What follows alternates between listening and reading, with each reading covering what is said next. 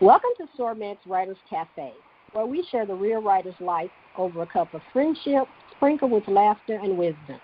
My name is LaShaunda Hoffman, and I'm your host. This episode's sponsor is Finding Joy in the Journey 90-Day Devotional.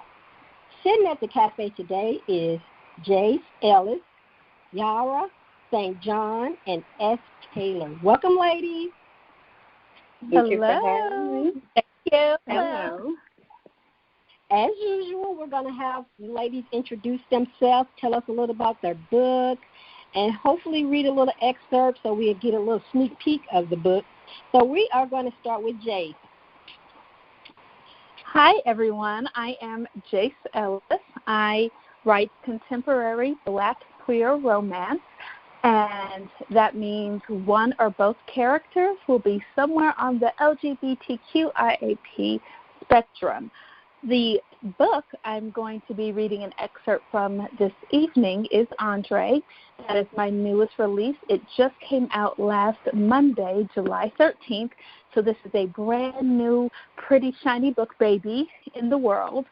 And Andre is about two men at different levels of crossroads in their careers.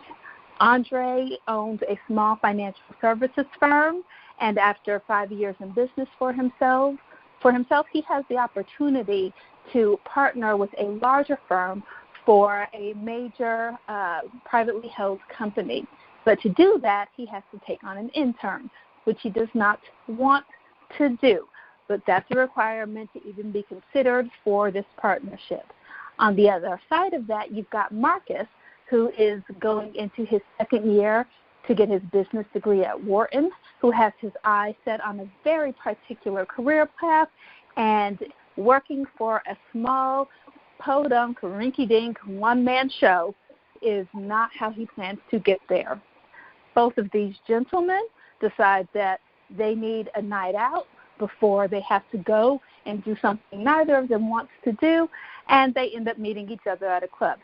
Naturally, they don't know who the other is to them because this is a romance, and where would be the fun of that? So they end up having a one-night stand, thinking they'll never see each other again, and then comes Monday morning. That's fun. So they see each other. They're a little surprised. They're not sure they want to do this partnership, but both of them need the other. The excerpt I'm going to read to you is from 5 days into the internship. It's that Friday, and what Marcus has noticed is that Andre is burning the candles at both ends. He is up all night. He's there first thing in the morning, and he's working his tail off. And Marcus isn't getting the amount of work he feels he should be in order to appropriately help Andre with this presentation that they have to put together for his family. He's been told by Andre's good friend, who also works there, that the man needs a keeper, and Marcus has an idea for how to do that. So this portion of the scene is written from Andre's point of view. The story's in first-person POV, so this is in Andre's point of view. I cleared my throat again and tried to focus. Really, though, why are you here and bearing gifts? Not that I'm complaining, mind you. Fact is, I know you've been staying late. You've got to be here for at least a couple hours after I'm gone, because the stuff we talk about the next day means you reviewed everything I did and then kept working. Yes, I said, that's the job. Where was he going with this? No offense, boss. Marcus emphasized the last word with a wink, but you're shit at taking care of yourself. I have to remind you to grab a bite to eat before we meet in the afternoon, and I've heard Fiona hound you more than once about breakfast. I felt myself warm, not just from embarrassment, but from the fact that he'd been paying attention. He actually knew about that particular bad habit. Why did that make me a little squishy? Everything except my dick, the very definition of rock hard. I managed to make myself eat most of the time, I told him, looking longingly at the bag before licking my lip and glancing at him. That smile again. Of course you do, but I'm sure you haven't managed to do it yet, so I brought rations. If we're going to be working late tonight, I know I'm going to need sustenance, and I figured I could share. They taught me that in kindergarten. This man had shown up to my office after hours when he had a responsibility to come back to feed me. My heart and brain shared the same sentiment, confusion. He fished in the bag and pulled out the container, fried chicken, collard greens, cornbread, and what looked like a tomato caprese salad. My mouth watered. I'm not going to work after this, I said. I'm going to pass out. Marcus chuckled. I don't expect you to eat it all. Take some home. I make more than enough. Wait, I said, rearing back and looking at him. You made all this? Who else was going to cook it? My roommate can't cook for shit, and I'm not blowing my money eating out every night while I'm here. Marcus. I waited until he looked up at me. When do you have time to do all this? He smiled and fished in the bag again for a paper plate, the good kind that held up, not the ones that you had to stack 2 or 3 deep to keep from collapsing. I like to cook. He ignored the rest of my question, then set the plate in front of me and went about making his own. I waited till he had, and by some unspoken agreement, I said a quick grace before digging in. I grabbed a chicken wing and bit into it. Flavors burst onto my tongue, from the slight tanginess of the buttermilk, the hint of paprika and onion and garlic powders that coated not only the flour but the chicken itself, the crisp bite of the skin, and it was almost too much. I moaned in delight.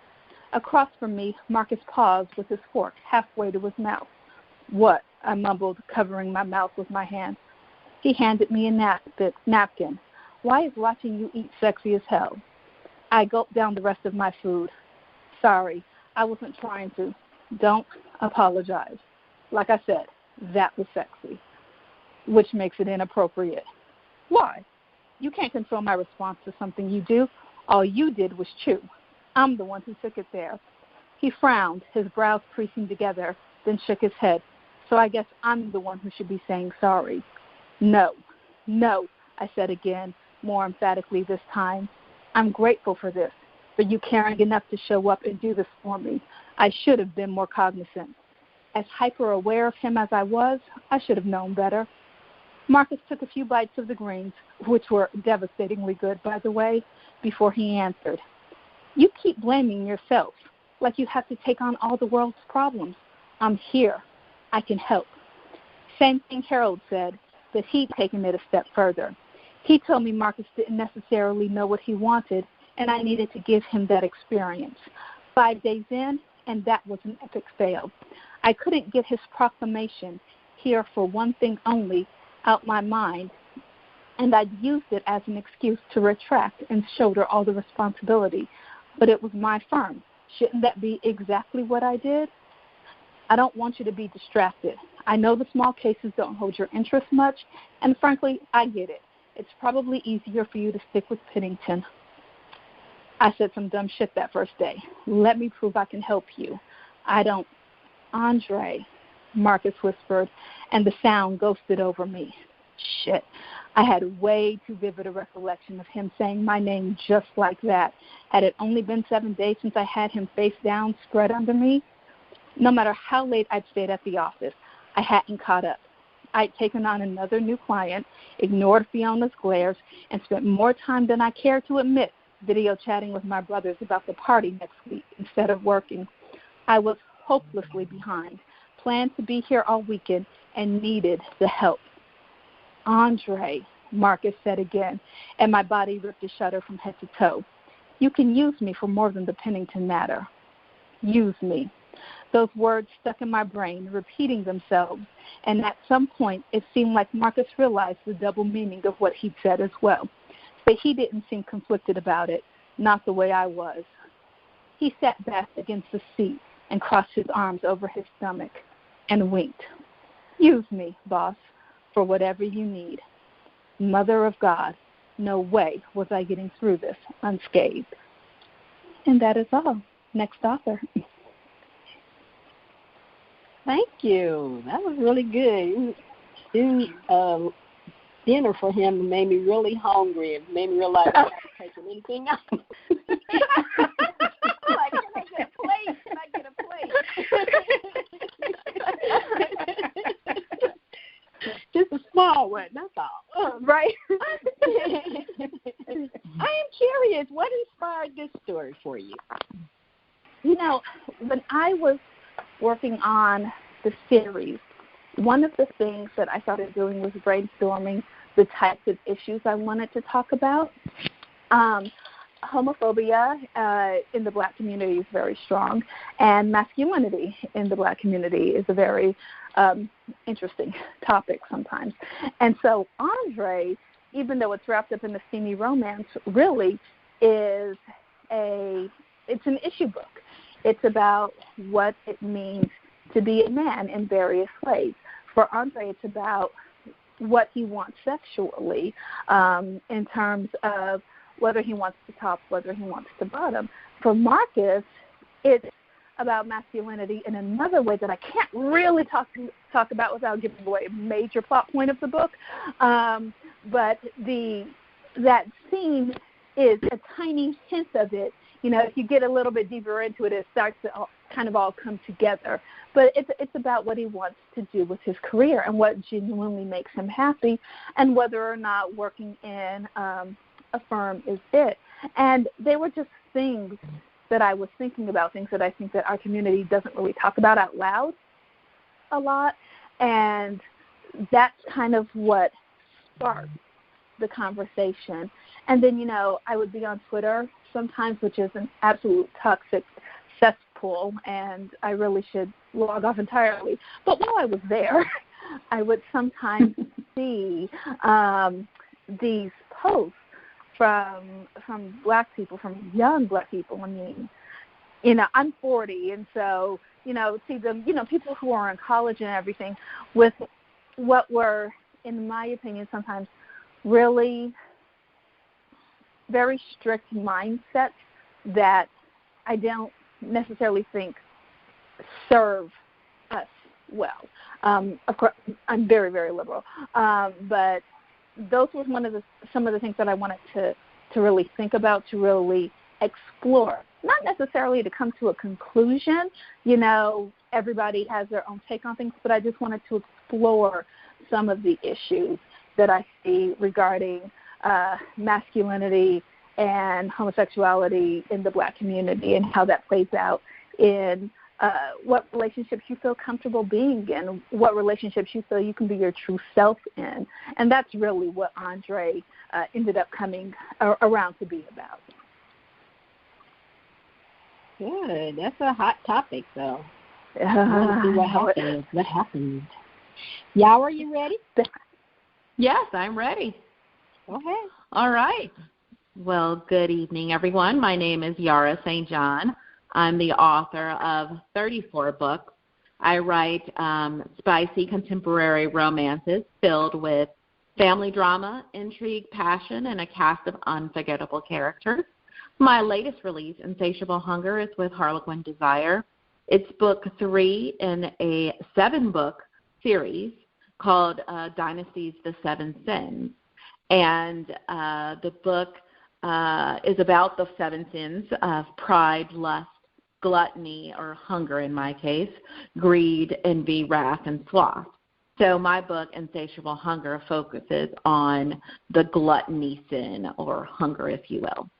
So my book is about a financial analyst, Ryan Hathaway, who grew up in this small town of Fallingbrook, New Jersey, and many of the folks in Fallingbrook lost most of their money to Black Crescent in a Ponzi scheme. And his next-door neighbor, Jayce Ellis, his love interest, her family lost everything during that time, and she's never paid attention to him, and she always paid attention to the rich guy in town.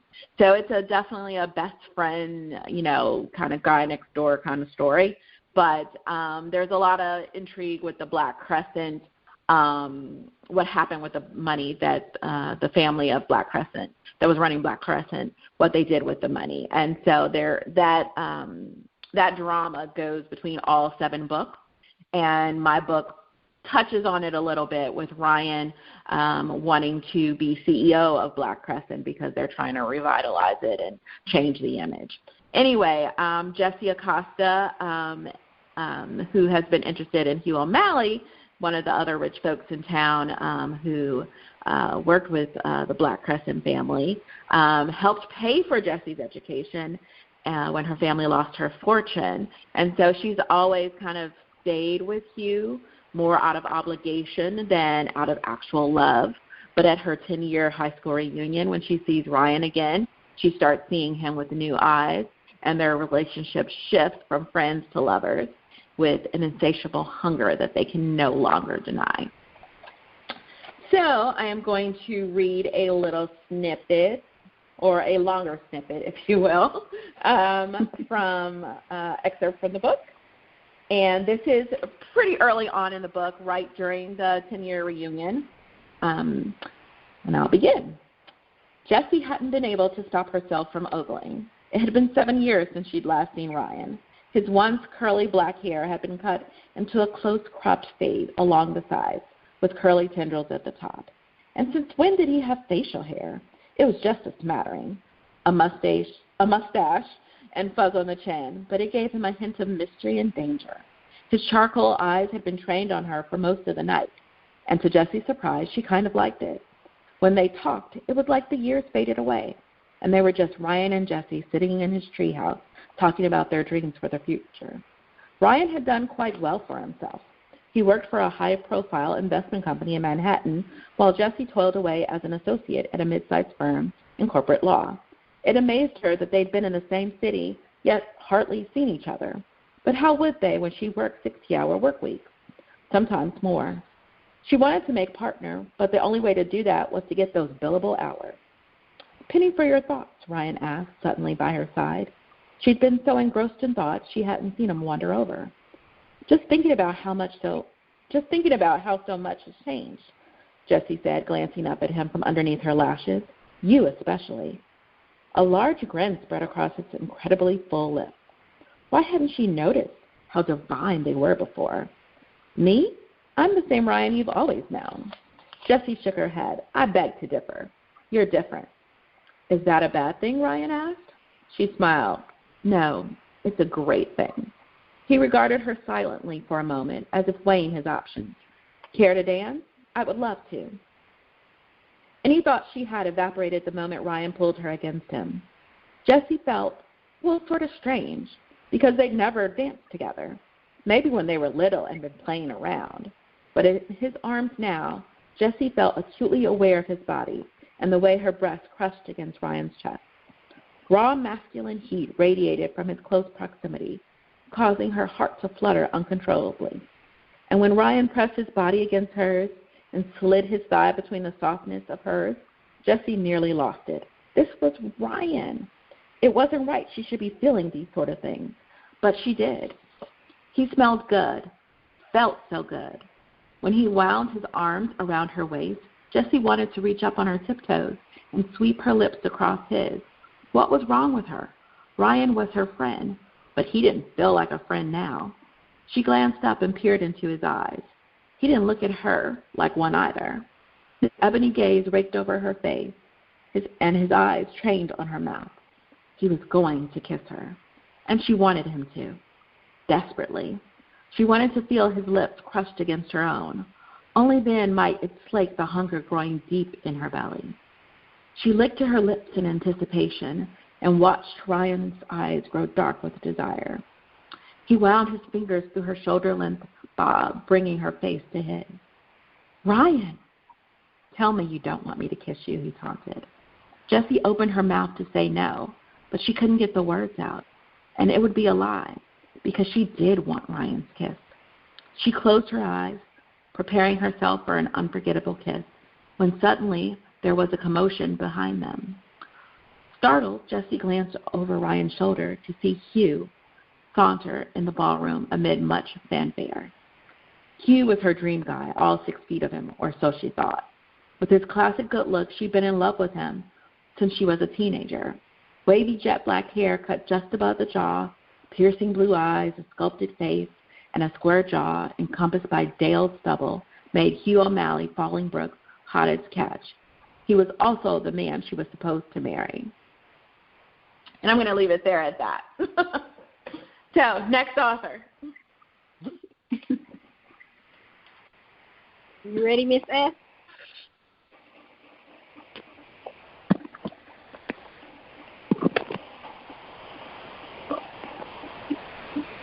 Hello? Hello. Did we lose her? Okay, can you hear me? Yes, we can. Go ahead. Okay, great. I was switching my headset. Hi, I'm S. Taylor. I am new to this authoring and publishing. My latest book is Claiming Your Heart. It's the first book in a 4-book series, Undeniable Love. It's I published with Garden Avenue Press. So this book, it just came out July 10th, so it's new. This book took me a little minute to write because the female, her name's Alicia Garner, but she goes by the name Silver. She was a really complicated character for me to catch because she had a very strange upbringing, her and her brother. Her mother was murdered. Her father, a professional hitman, he pretty much, once her mother was killed, her father took her and her brother and they basically went into seclusion. The father went to find who was responsible for killing his wife, finding out that the bullet was meant for him instead. So that pretty much changed the way he was with his children. So they grew up with a different man.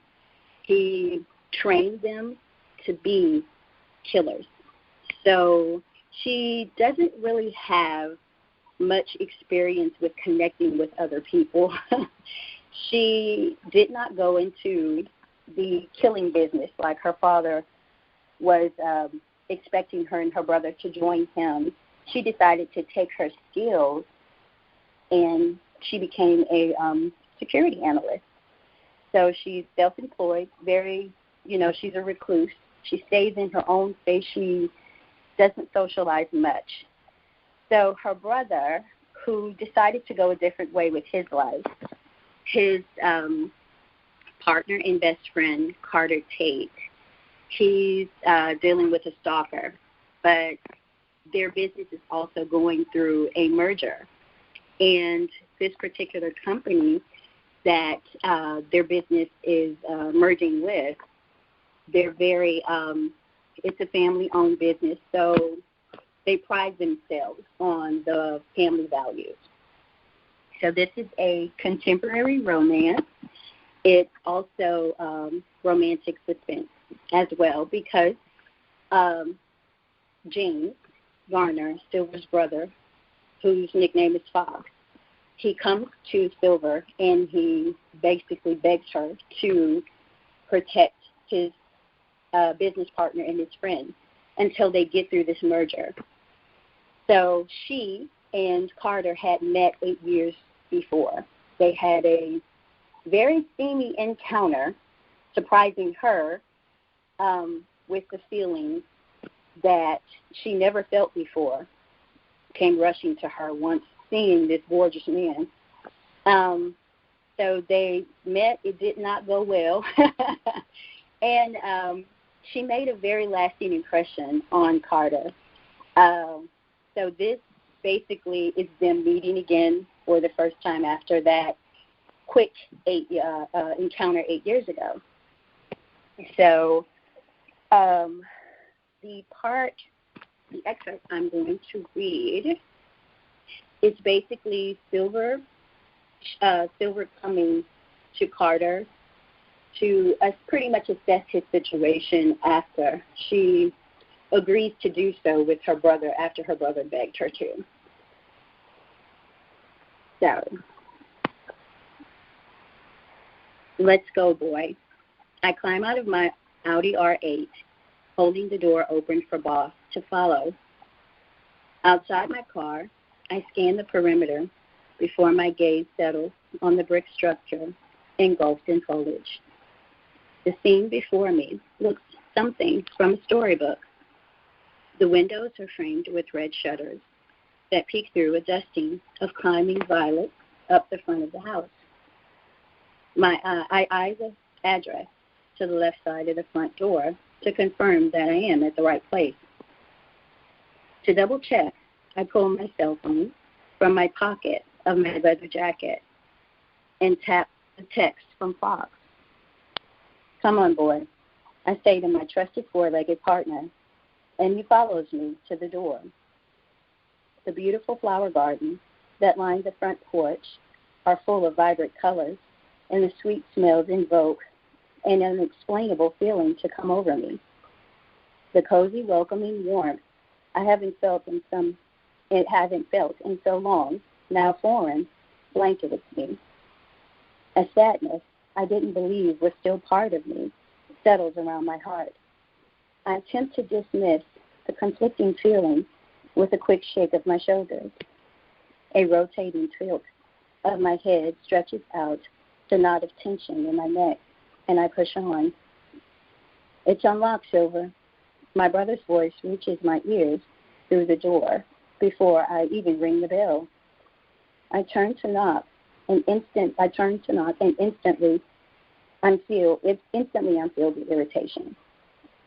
Who keeps their door unlocked after their home has been broken into? With the question swimming around in my head, I'm listing reasons why this favor is a bad idea. Topping the list is the longing this place forces me to feel. Then it's the evidence of his partner's irresponsibility with his safety. When the door opens, I'm paralyzed at the front entry. I admire the elegant decor that screams family home. The mahogany-stained wood floors are anchored with Persian rugs that warm the space and match the decor. The sight before me gives off more of a three-kid and dog vibe, not the life of a workaholic bachelor. In here, my brother's voice enters a foyer from beyond the arched doorway to the left of me. I slide my black Doc Martens over the doormat to clean the bottoms before I step foot onto the gleaming wood. After a snap of my fingers, Boss kicks back his paws on the mat before we walk through the house.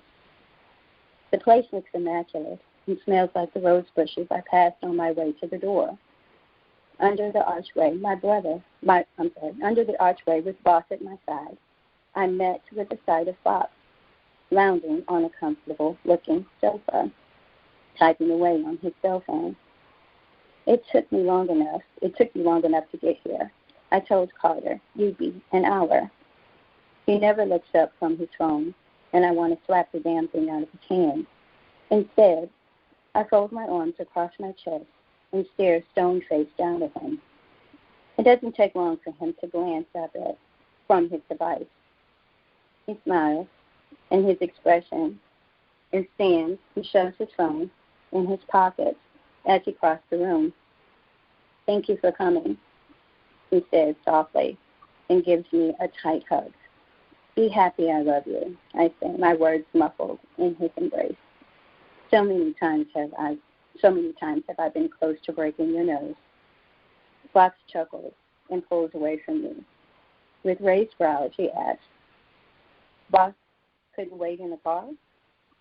My first thought is to not even bother with an answer, because Fox knows better than anyone. In select situations, Boss is my extra set of eyes and ears. The only time he's not with me is to shop for groceries or when I fly out with a contract not working for errands. On those rare occasions, he keeps Fox and Bam, his German Shepherd company, until I return. If I decide to help his business partner, he'll have to get used to Boss anyway, and I see no reason to wait on introductions. I'm ready to tell my brother just that when a deep voice fills the space. "Your dog stays outside." My attention is drawn to the opposite side of the room, and I lay eyes on the person responsible for that creamy baritone. His sleek ebony complexion graced features on a most attractive man I wish I never laid eyes on, but my lady parts are in full disagreement. My core begins to hum, a warmth that rises and hardens my nipples. My body's reaction to the mere sight of him is the same initial reaction I felt all those years ago. I was confused by the excitement rushing through my veins even after witnessing Carter ready to fully participate in a one-man, multiple female orgy. His slow approach allows me the pleasure of admiring every inch of his body, clad in simple jeans and a T-shirt. A continuous wave of heat creeps slowly over my skin, and my body starts to buzz with that familiar excitement and the anticipation of his closeness. A chill tiptoes up my spine, following the heat of arousal, and causes a hard shiver to jerk my muscles. When he comes to a stop directly in front of me, forcing me to look up at him, I release a mind-clearing breath, attempting to gain some control of my body's reaction to this man. His dark chocolate eyes move over every inch of my features. They bore a hole into my skull with how intense his stare is on my face.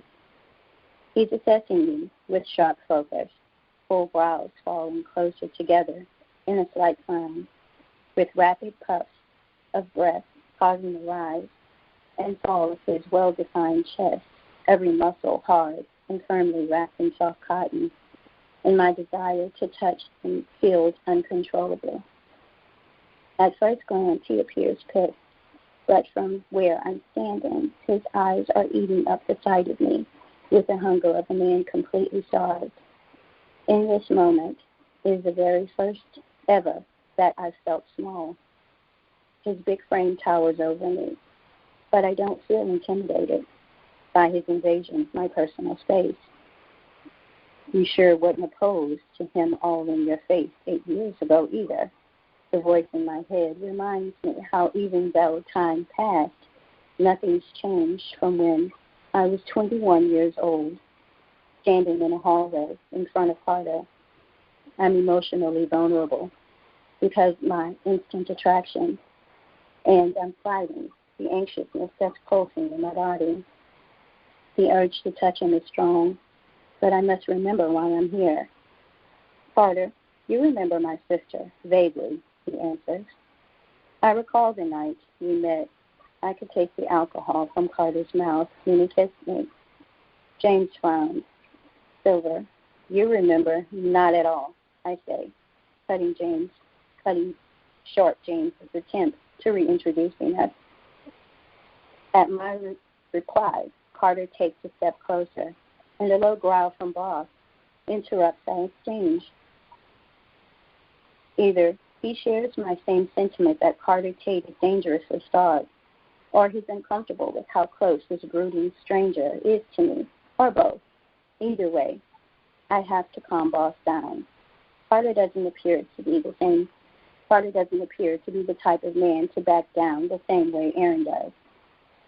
I break eye contact to turn my attention to my dog, his heifers raised in high alert.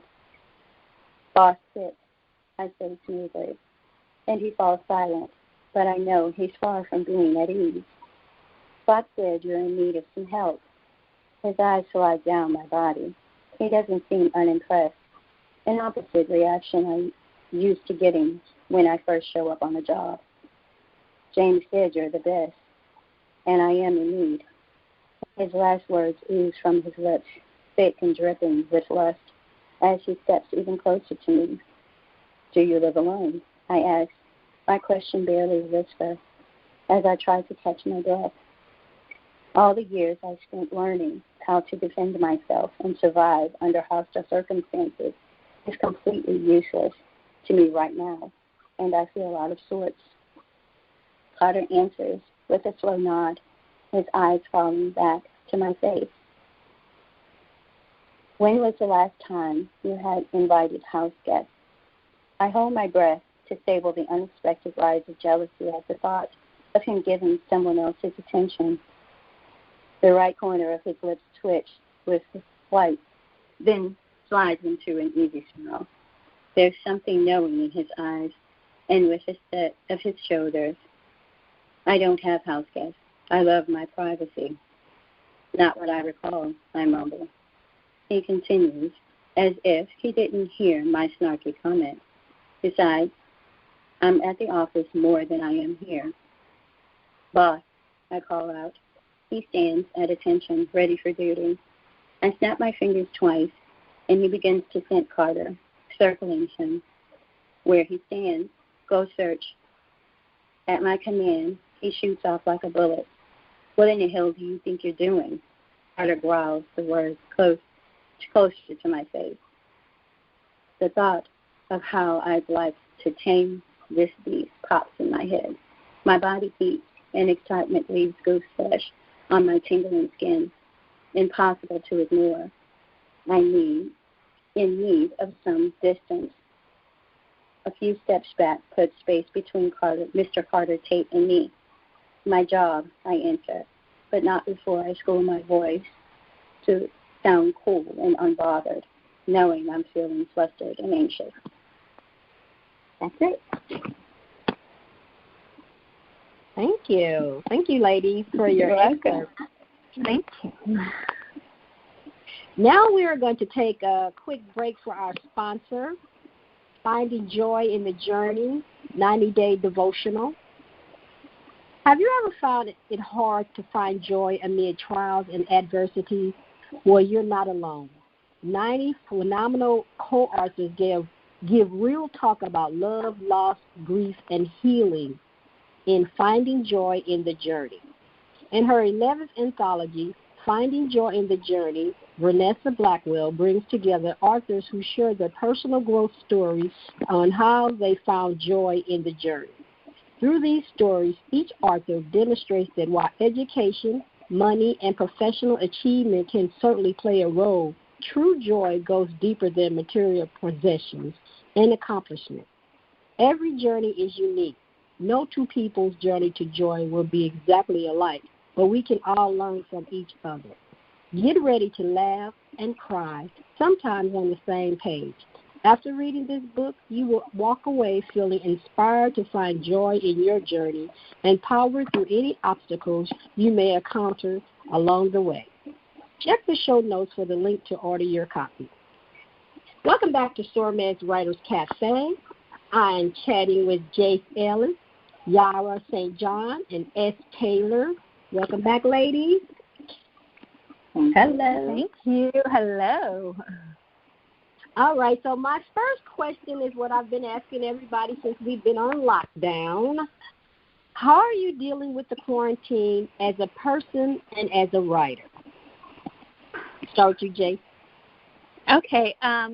Well, you know, for me and my husband, for a very long time, it kind of just felt like business as usual. I work from home anyway, so that didn't change. And my husband's in the medical field, so he was considered an essential employee, and so he had to go to work. And so, you know, I'm an attorney in my day job, and so, you know, some of my trials were canceled, and, you know, that was fine by me. I didn't mind not having to go to court, so it was okay for a while. And then, you know, the longer it goes, even though I'm an introvert, it started getting. Even I got a little bit like, I need to get out. I need to do something. I'm feeling very cooped up. I'm feeling very discombobulated. So things have been actually a little bit more stressful for me the past couple of months or the past couple of weeks, but I can literally count and tell you exactly how many times I've been out since I went on lockdown, which was actually before Virginia went on lockdown, but I've been out of my house like 13 times since March 10th. And so it's been okay. Courts are starting to open back up a little bit, and it's very hit or miss. Some courts are doing everything very much online. Other courts are making you come in person. So it's been kind of up and down. So it's going okay as a person. As an author, do you know not one of my deadlines got pushed back because of this thing? And so I had to bust my little behind to get all of the things done in time. Andre was a book that absolutely 110% kicked my butt to get together. And so I was doing, I think, copy edits and proofreads on Andre while I was doing developmental edits on the book I've got out in November, while I was drafting the book that comes out next March, and just going one after another. So I never really had time to, sit back and not get the work done. And so when I finally got everything turned in early June, I just stopped. My body just shut down. It was like, we are taking the month off. We are doing nothing. And so I didn't do any writing, I don't think, for 6 weeks after I got those things turned in. And so I'm just now, in the past couple of weeks, starting to get back into the groove of writing again, hopefully on not quite that same breakneck schedule that I've been on for the past couple of months. Yeah, you didn't sound like you got a break like most people. Nah, I'm glad not you so took much. a break, though. I'm glad you did rest, because I think that a lot of people, the quarantine has really brought out a lot of emotions in people. And so some people just continue doing their regular life, and then they kind of shut down because it finally hit them. So I do think that you have to take the time to acknowledge the quarantine, or it will acknowledge you. Yes, it acknowledged me. It will. It did. What about you, Yahrah? Personally, the quarantine was pretty devastating for me personally, in that I had all these big travel plans. 2020 was going to be the year of Yahrah, 2.0. And I had a 2-week extravaganza to Spain and Portugal. I was going to, San Francisco for RWA. I was going to Chicago. I just had tons and tons of plans. And obviously all of those got canceled. And for me, I'm very much a planner, very strategic. So when those are canceled, it's very, very frustrating for me to see all my plans just go down the drain. So professionally, I was able to work from home. I'm a property manager by day of office environment. So I was able to work from home, but consequently, from an author standpoint, that actually inhibited me, because I need work and author life separate, and having them both at home was and has been a struggle for me, because I like to go to work, do work when I come home, and my office is where I am creative. So I've struggled. I managed to get my one deadline out for my next series with Desire that I'm writing. It's a 4-book series for the Lockett family. We're still going back and forth if it's going to be the Lockett Legacy or the Lockett Dynasty or whatever I'm doing. So I did manage to get that book done in April. I took kind of May off, and then June through July I've been working on the next Lockett book, as well as trying to get a self-pub book done. But it's been a struggle. I've really had a tough time of just focusing. And it's just a tough time because it's the anniversary of losing. July is for me losing my mom, losing my best friend. So it's just been a tough month for me. But, I'll come out on the other side. I always do. You don't get to be 34 books without, getting through challenges and having fortitude. So this too shall pass, and I'll move forward and hit that 50-book mark that is in my future.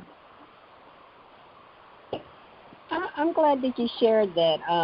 I did a podcast about writing while in quarantine, and I was similar to you.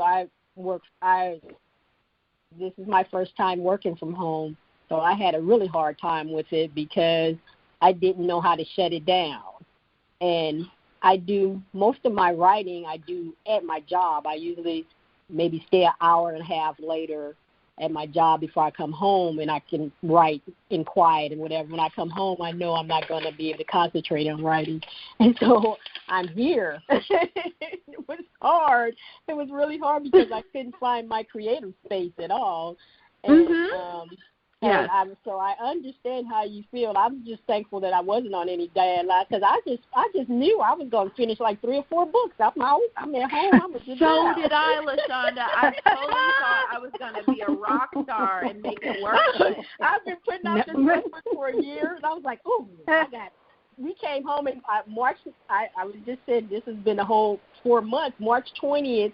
My birthday is March 19th, so we got shut down March 18th, so I spent my birthday in shutdown. And I was like, okay, LaShaunda, you're going to get serious. You're going to finish this book so you can start working on some other things. You're going to do this and you're going to do that. And all hell broke loose. It was crazy. So, I think that I asked this question because everybody experienced it differently, and I want people to know that the way you're experiencing is not wrong. That's just what's for you. You know, everybody has different ways. My creative side goes to the nonfiction side. The muse didn't come to me at all for fiction, but I had 50 million articles and podcasts and blog stuff I could talk about, but the people was not talking to me. So it was really hard. So I understand, and I have sympathy for you, especially being on a deadline. A deadline is horrible because don't nobody understand, other than another writer that I just can't write because you want me to write. Exactly. I just have to be in the right headspace. Yeah. So I'm thankful that I'm not on a deadline because I've probably been fired. They'd kick my book off the list. What about you, Miss S? Well, for me, I work from home as well.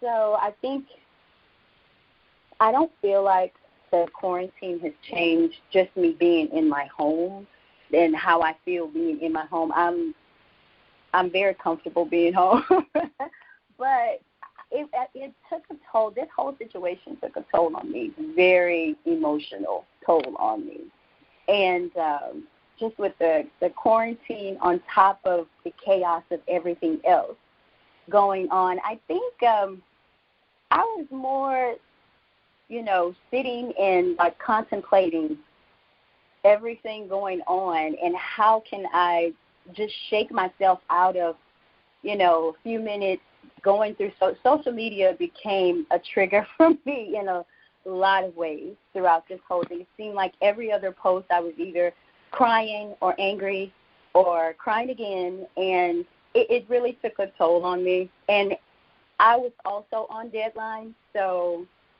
I would find where I would just sit and stare at a wall and just be like, oh, my God, please let me just empty my head of all of this extra so I can focus on what I need to focus. And then I find myself staring at the computer, and I'm like, oh, my God, I don't know if I'm going to be able to do this. Because it's really, I thought I was okay until I had to back away from social media a little bit. But after I kind of shook myself, I was able to meet my deadline and get this book out and everything. And now, after all that, I was able to breathe a little bit because that one stress was a little it was off my plate, but I'm also trying to do a series of short stories for the offspring of the first series that I wrote. It was a 3-book series that I wrote last year. So I'm trying to do short stories for their offspring that I want to, self-publish and do this year, like starting October, trying to publish them like 1 month, 1 month publish each one or whatnot. So I'm trying to break myself out of just now having all of that pressure from trying to get the my deadline met and this book out and been promoting and stuff. So I'm taking a breather. At the same time, I'm trying to do my outlines for those 9 stories. And now I'm trying to push myself to get them done. My kids are all here with me now. I have five daughters. My oldest 4, actually, my oldest 4 are in their 20s. They're all still here with me and my husband, which I enjoy, by the way. My 17-year-old, she is going through her worrying whether she's going to have a senior year. She's worrying about her college experience. Am I going to even go to college? Is it going to be like I want it to be? So I'm having to deal with reassuring her it's going to be okay. Just, we're going to be fine. They're going to have your senior year on top of worrying, Lord, is my baby going to have a senior year? And it's been a lot, but I'm trying to still push through it, trying to minimize my leisure strolls through social media because they seem to, rile me up in ways that I don't appreciate. But I'm definitely trying to get my stuff together. But hopefully I can get my short stories completed and ready for me to get them out come October. So that's kind of where I am right now.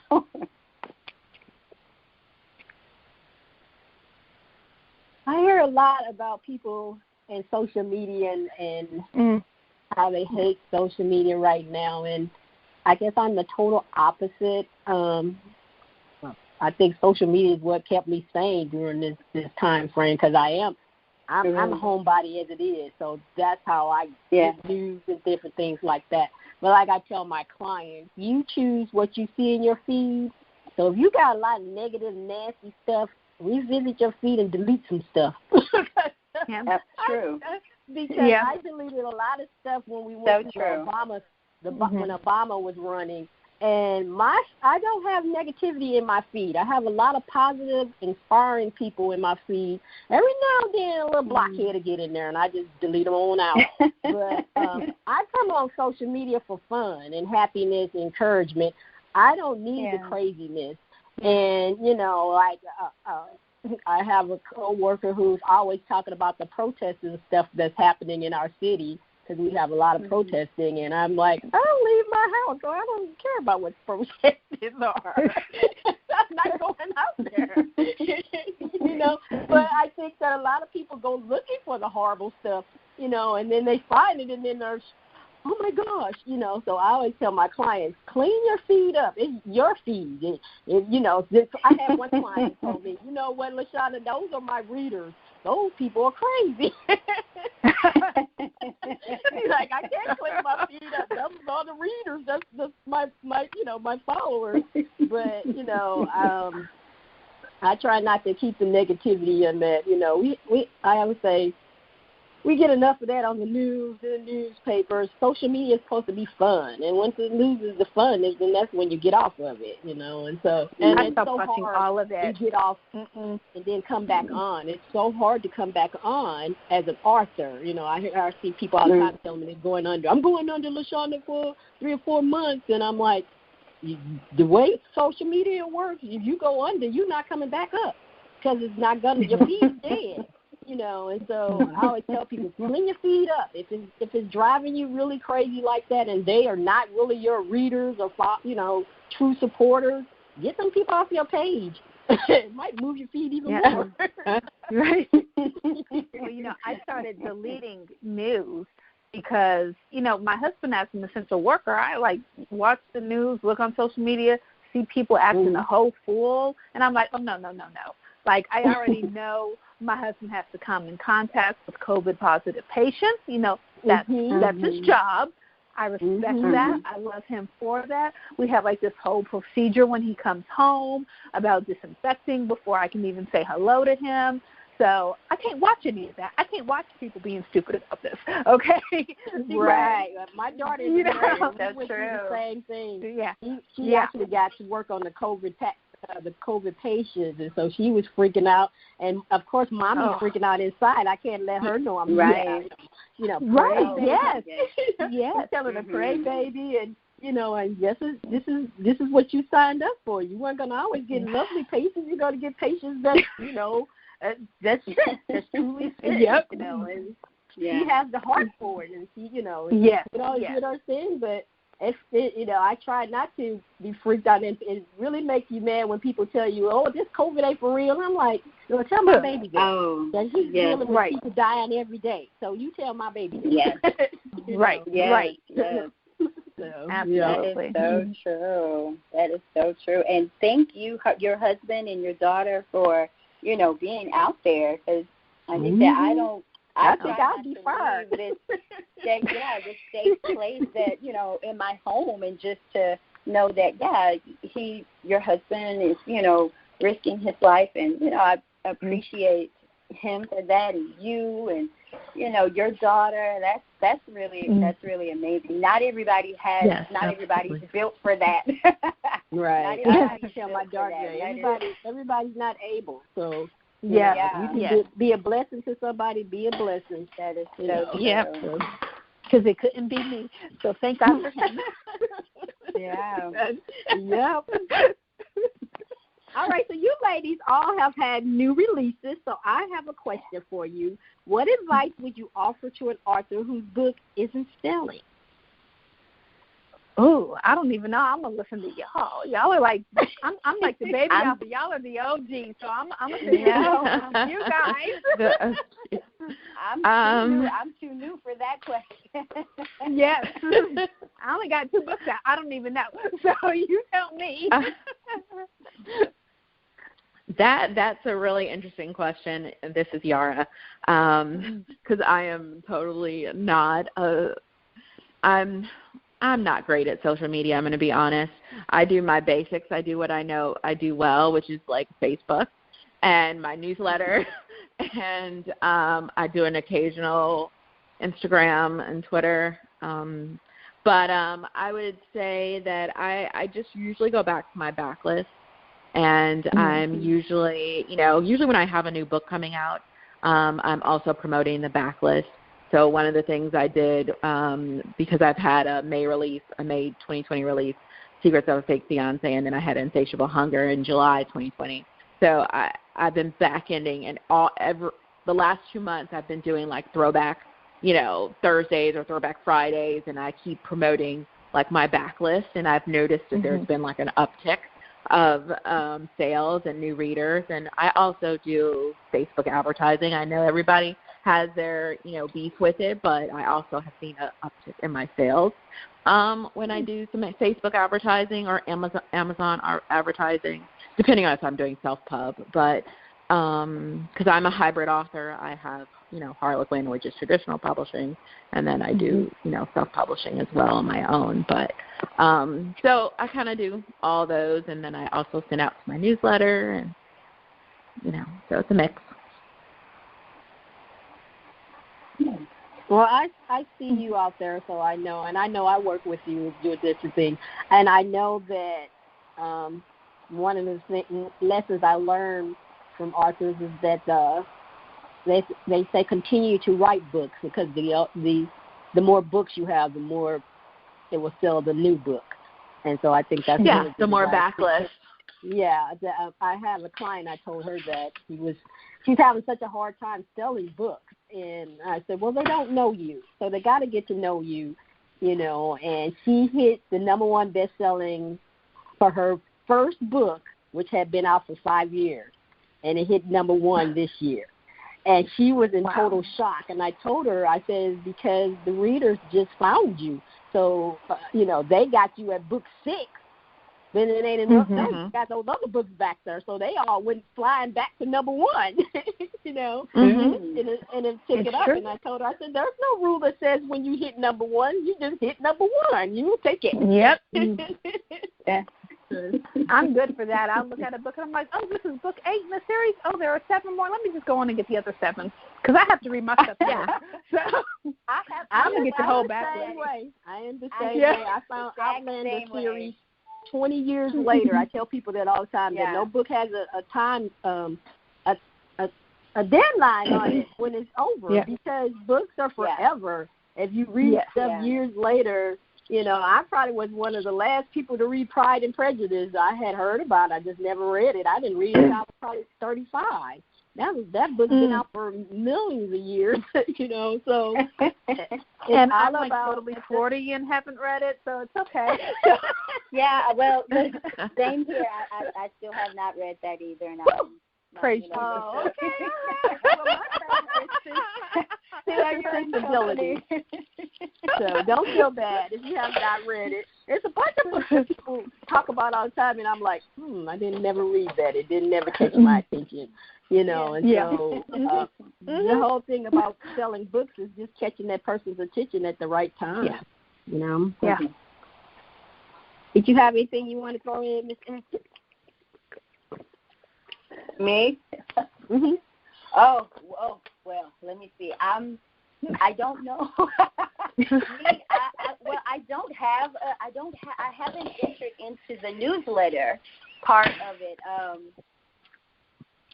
I'm not sure I know how to really tackle that as of yet. I think I really have to clear my whole plate and just focus on, okay, let me get a newsletter together. So I haven't ventured into that part, but I rely a lot on social media and, you know, Instagram and Twitter and Facebook. It does consume a lot of my time because I have not found those, you know, little quick shortcuts.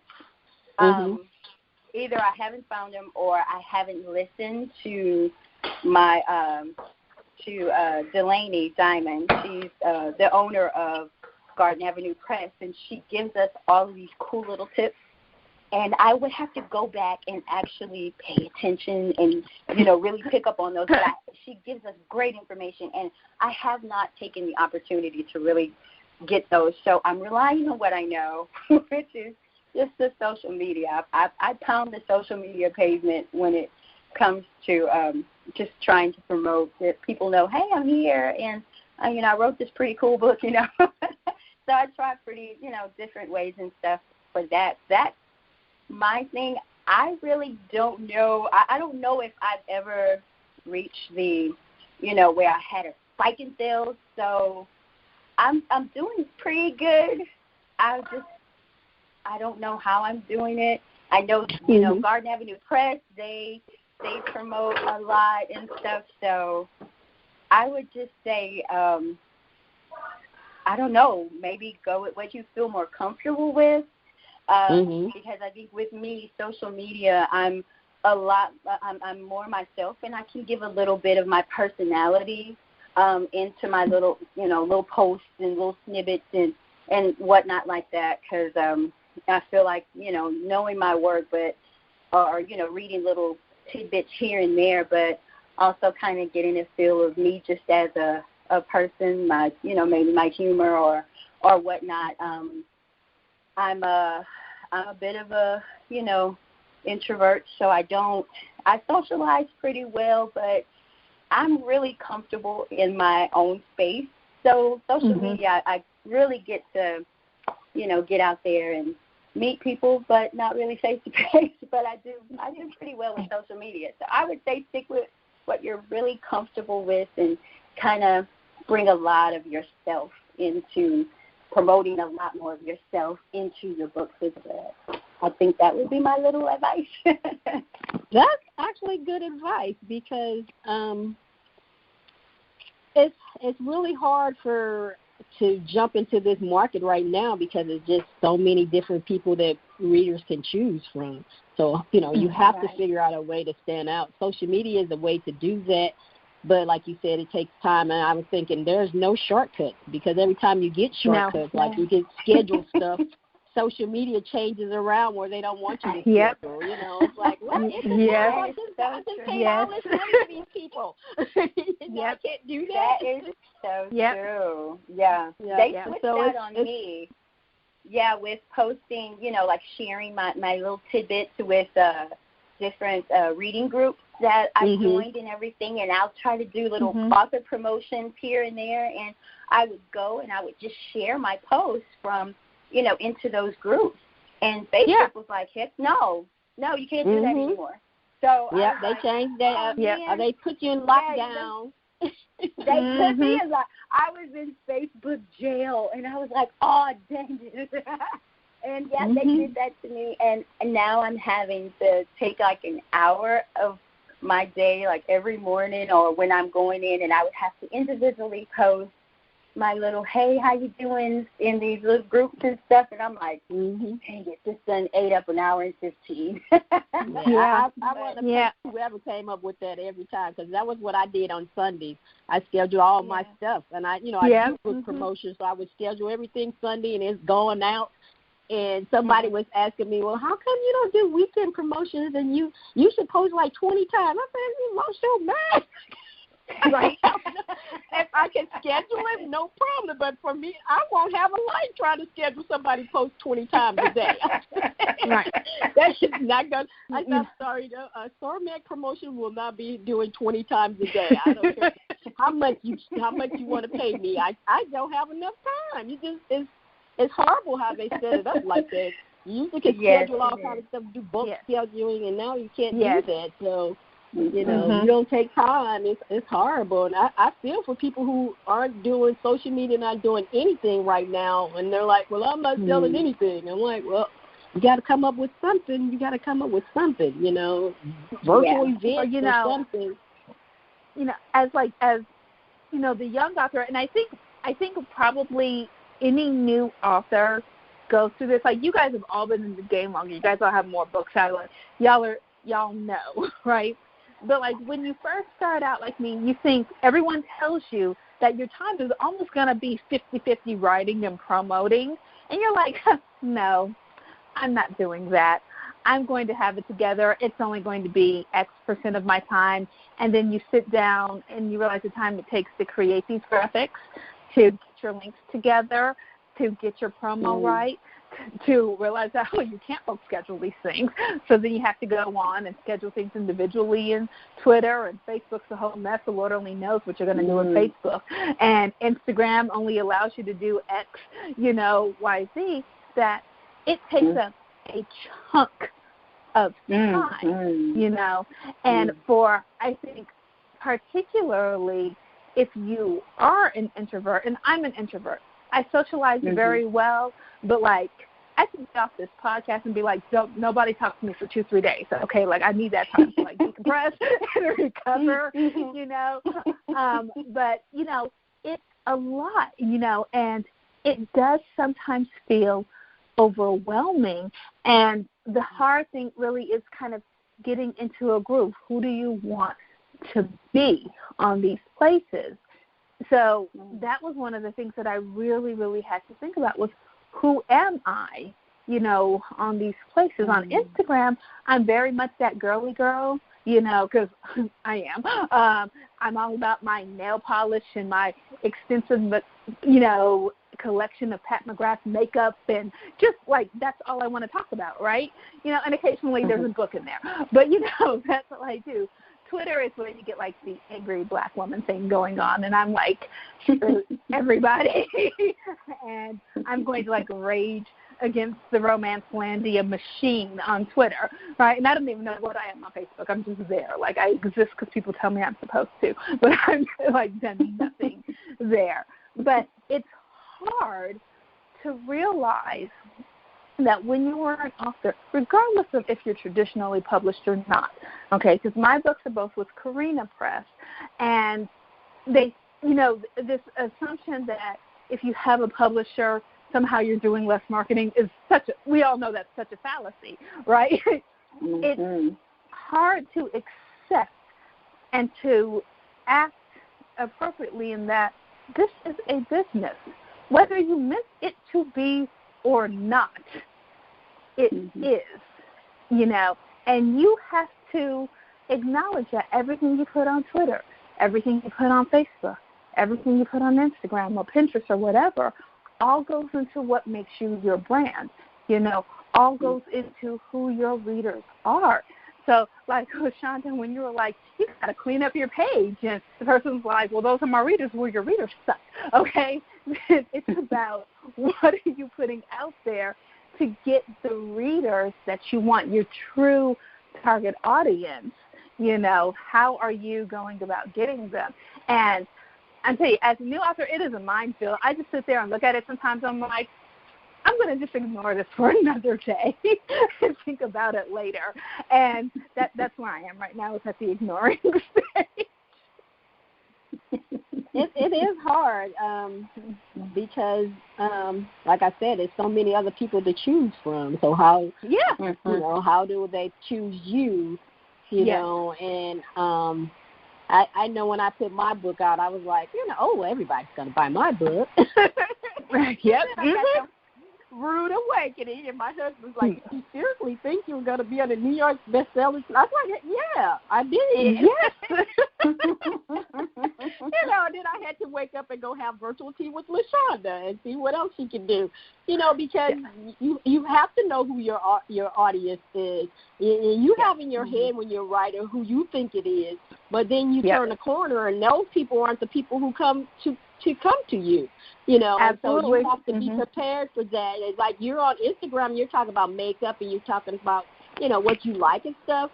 And so that's a whole different audience than from, regular romance readers, and so you have to take that into consideration. My book is all about, I talk about promotion. So when I do finally put out a fiction book, I'm going to have a hard time because everybody that follows me is for promotion, so I got to start all over again.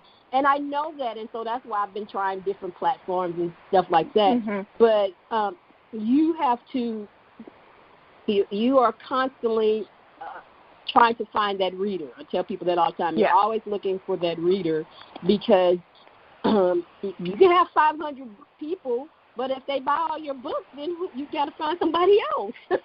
You're only going to be selling 500 books each time the books come out, and that's not your. Your goal is to do a little bit more, each time. And so how are you going to find these readers? That's what I tell my clients all the time. That's the question that you have to ask every day when you get on social media.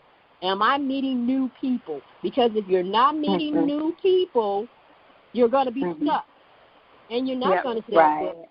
And it's hard because you're like, I'm doing this with Sunday, I'm doing this. And I say this to myself all the time. You're on here every day. I might sell 3 books. It's like, oh, that's it. Like you say, graphics and everything, But that's 3 new readers. And so that's why I tell myself, those are 3 new readers. That's not the same people. You only got 1 book. So if you got 34 books, yay! You sold 33 books of 34 books, yay! But it's so hard because I think that's the hardest thing for writers because we want to write. And like you said, this is a business. So if you want to make money, you got to work your business. And so I'm going to leave that one because we didn't went over, but that's okay. Thank you, guys. This was really good. Look, I only got 3 questions in. See? We did good. Please tell the listeners how they can contact you online. So this is Jayce. My Twitter handle is The Lawyer Writes, which I know is weird, but The Lawyer Writes is Twitter. Everything else, so that's Facebook, my website, and Instagram, is all author Jayce Ellis. Okay. This is Yahrah St. John. My website is yahrahstjohn.com. My Facebook, Twitter, Instagram, YouTube, LinkedIn handles are all, /yahrahstjohn.com. So, and you can also find me on Harlequin. They have a Harlequin author page. I have an Amazon page. So you can find me on many places, and you can also always email me at yahrah@yahrahstjohn.com. Okay, this is S. Taylor. My website is staylorromance.com. My Instagram and my Twitter is S_Taylor, S_Taylor 2013. And my Facebook is author LaShaunda Taylor, but I do have a author's page. It's S. Taylor. So that's me. Thank you. I hope what I guest shared today was helpful for you. I want to thank our sponsor, Finding Joy in the Journey 90-Day Devotional. Check the show notes for the link to order your copy. I want to thank you, our listeners, for taking time to listen to the podcast. I have 3 questions for you. Did you enjoy this episode? If you did, subscribe to the platform you're listening to so you don't miss an episode. Number 2, what did you think of the episode? Tell us by writing a review on the platform you're listening, or send one to onesormag@gmail.com. Then number 3, did you learn something from this episode? If you did, please share the podcast with your community. If you have a topic or would like to be a guest or sponsor for an episode, contact me at onesormag@gmail.com. One last question for you.